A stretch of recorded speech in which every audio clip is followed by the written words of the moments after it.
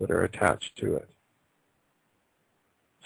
You see, and I remember, it's been said in a variety of spots, but one occasion when I remember hearing it was in a movie called What the Bleep Do We Know? And actually, if you go on the web and Google and you type that in, you'll find a website for it. And one of the speakers on there talked about how we experience our present circumstances after filtering that stimulus through the filters of our past. And he said, so in a very real way, we can never, I realize never is a big word, never know exactly what is out there in front of us. Because that stimulus, before it gets to the part of our brain where it creates what we call a reality, it first goes through the filters of our past. And so when I was waiting for meditation to start and kind of preparing for it, and it's the end of the year and the beginning of the new year, and actually the last meditation happened to be on New Year's Eve, so I knew that, you know, everywhere around the world, people would be making their New Year's resolutions, and today I believe is the 4th, so there's probably many who have who've already broke them. And so I just kind of thought about the past, and I thought about the past, and for the most part, I didn't feel about the past, and there's a very big difference.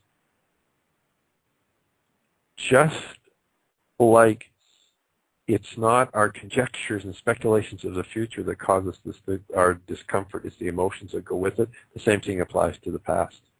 Think about this. When you remember events that happened that have caused you to feel some discomfort, or cause you still to feel some discomfort, and you know, sometimes they're the ones that they just seem to get in our head and can't get out.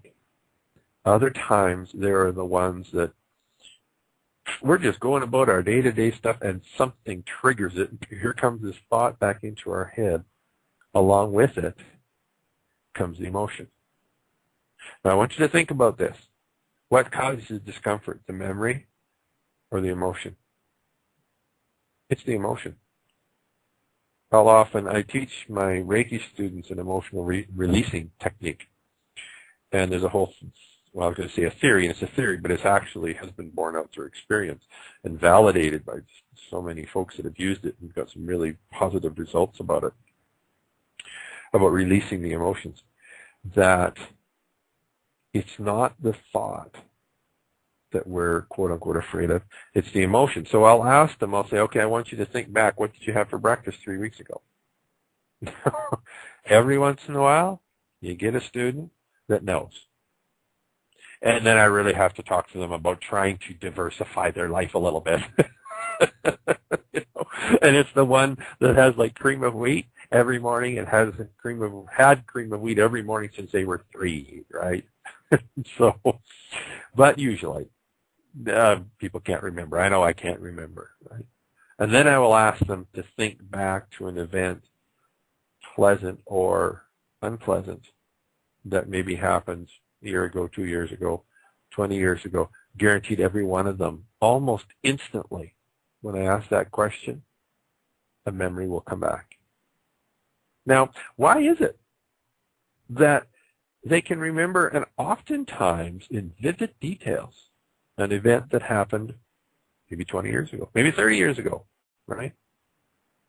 And they can remember it, and they can describe it, and they could probably describe, if it was a single event, they could describe where they were at, what they were doing, the time of year, maybe the temperature, the clothes they were wearing, in vivid detail. Why is it they can remember all that stuff, but not remember what they had for breakfast 3 weeks ago, last week, 3 days ago? Shoot. Why is it? It's because of the emotion. And so when I talked in meditation, and we usually have a little teaching at the beginning of the evening, and as I said, it's archived on our profile of Blog Talk Radio. You may want to take a listen to it. That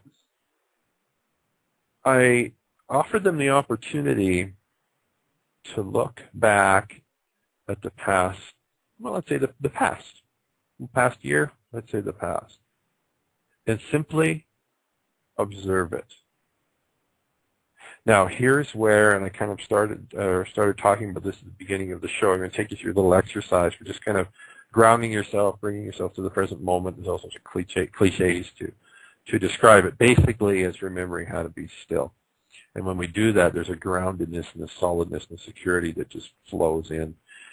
And from that perspective, then we can simply observe the events or behaviors, whatever it might be, in the past.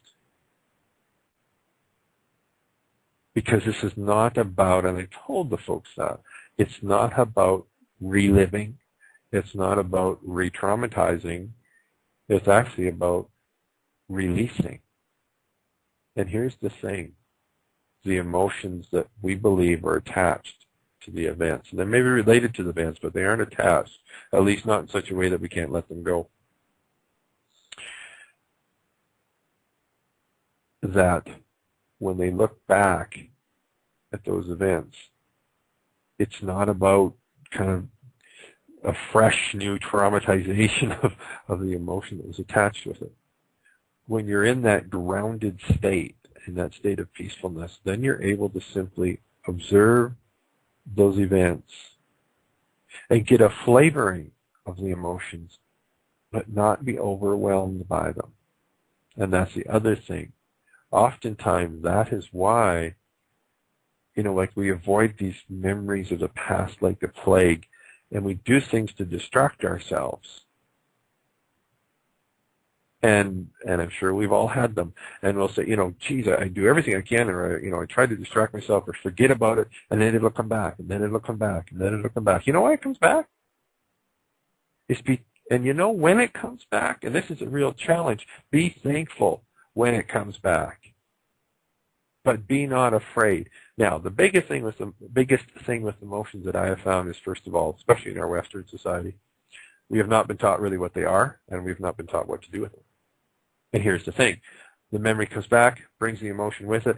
We have no tools, and so what happens is we become a victim again.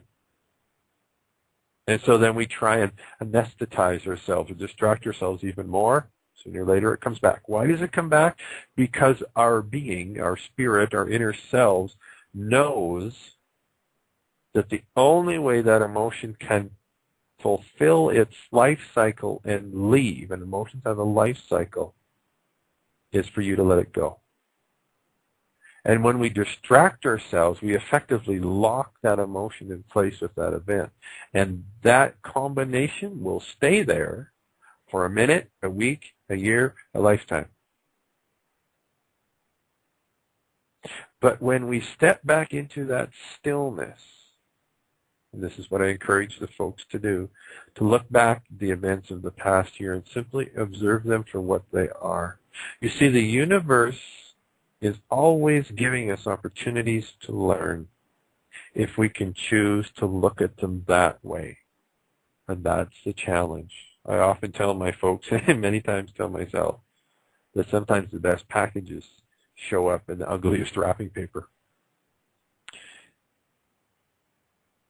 And if we can get out of being caught up in the emotions, then we can begin to see the event or the experience for what it truly is, an opportunity to learn. Does that mean it should have happened? Absolutely not. Does that mean that we have to condone, let's say if it was something somebody else did, that we have to condone the behavior of that person, or that that person isn't responsible for their behaviors? Absolutely not. But we can be free of the emotions attached with them. The other thing that we have a tendency to do when we look back is evaluate or judge. And so we look back at maybe our behaviors in the past. And then what I always tell my students is, I said, and then we get out our ugly stick and we beat ourselves over the head with it. This is not about reliving. It's not about reliving. It's not about re-traumatizing. It's not about saying, oh my God, I'm such an awful person. Why did I do that? If I only could have done something different. If I only would have did this, or if I only wouldn't have done this, right? It's not about that. It's about simply observing the events for what they are. And when we can get into that position, then what we're doing is we are releasing our essence, our being, our spirit, whatever label you want to use, to release the emotions